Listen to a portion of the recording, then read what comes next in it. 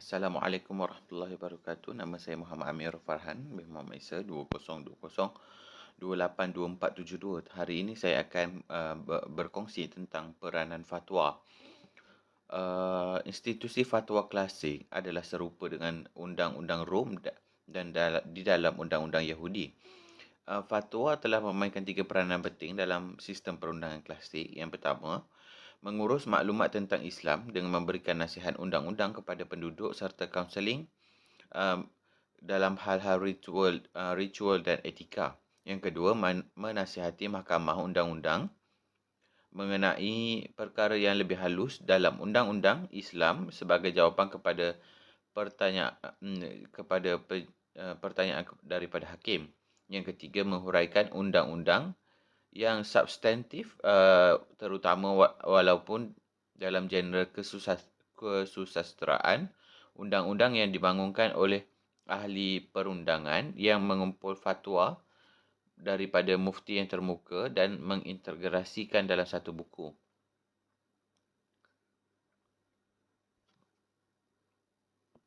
Perbezaan di antara fatwa dan hakim di mahkamah adalah mufti dan hakim memainkan peranan berbeza dalam sistem syariah dengan perbezaan yang sepadan antara fatwa dan qada, iaitu keputusan mahkamah. Fatwa adalah tidak mengikat, melainkan dikeluarkan oleh hakim dan kerajaan di negara Islam. Manakala keputusan mahkamah adalah mengikat dan boleh dikuasakan. Maksudnya contoh, mufti keluarkan satu rulings, satu fatwa berkenaan tentang halal dan haram. Contohnya macam rokok. Rokok tu mufti menyatakan ia adalah haram, tetapi kerajaan ataupun mahkamah boleh katakan ianya boleh dijual, tetapi tidak dikatakan itu haram kepada orang Islam, macam tu. Sesuatu fatwa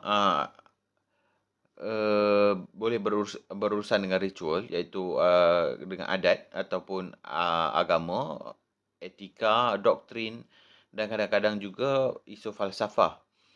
Manakala mahkamah menangani perkara undang-undang dalam erti kata yang sempit.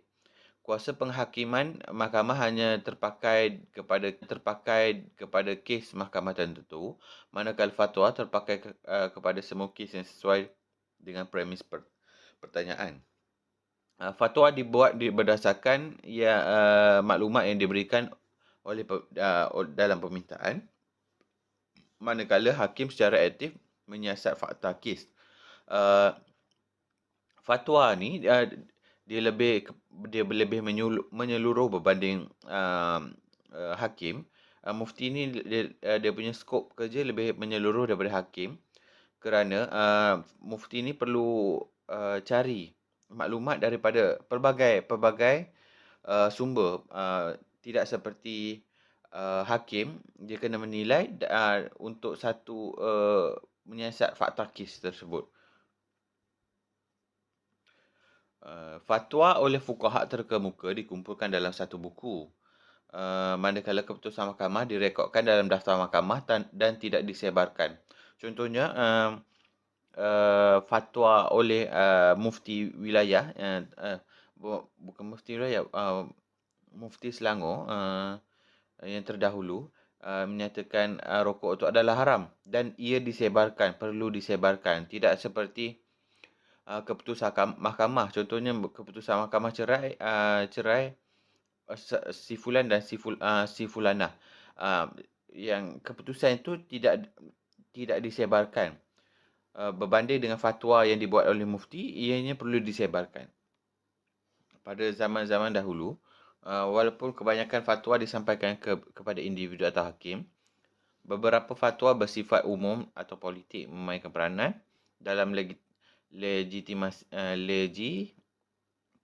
agama, pertikaian doktrin, kritikan politik ataupun mobilisasi politik. Sekarang ni kita ada dalam negara kita lah, oleh kerana uh, mufti-mufti ni dia dimasukkan secara progresif dalam birokrasi kerajaan. Jadi kerajaan akan meminta mufti-mufti ni mengeluarkan fatwa untuk backup dia apa ni? Backup diorang lah.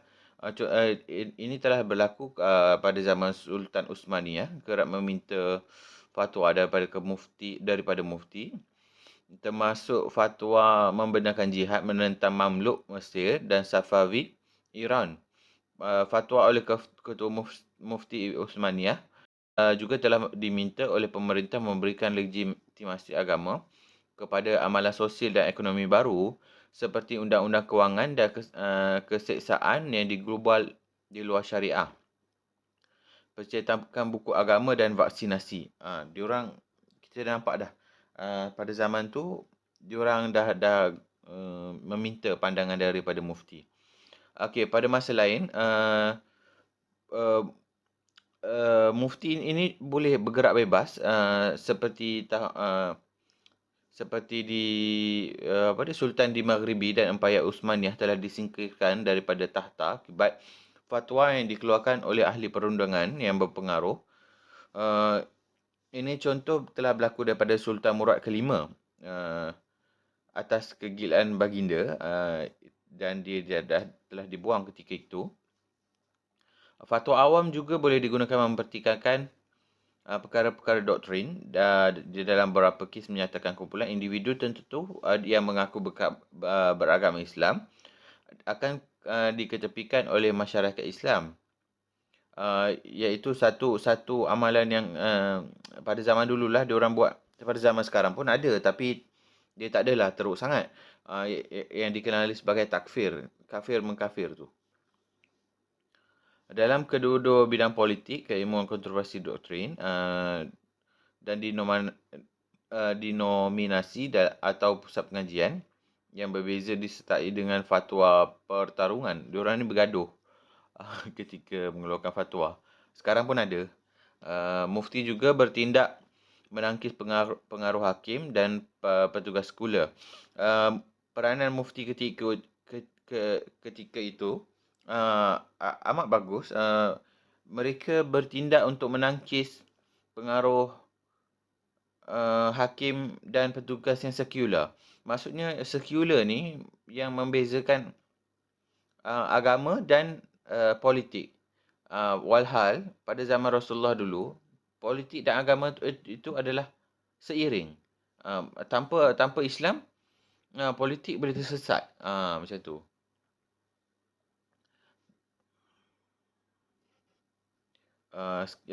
Kemudian seterusnya dengan menyuarakan rungutan dan hak undang-undang penduduk, fatwa awam sering mendorong sistem mahkamah yang sebaliknya tidak responsif untuk memberikan penyelesaian.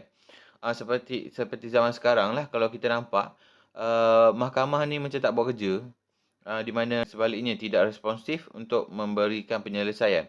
Seperti zaman sekarang lah, kalau kita nampak mahkamah ni macam tak buat kerja, di mana macam ada juga siasatan yang mahkamah tak boleh selesaikan. Macam contoh kes Adib dulu kan. Mahkamah macam ada benda sebalik cerita tu. Macam tu lah. Saya tak nak ulas lebih-lebih pasal tu. Okey, sekian. Terima kasih. Assalamualaikum. Macam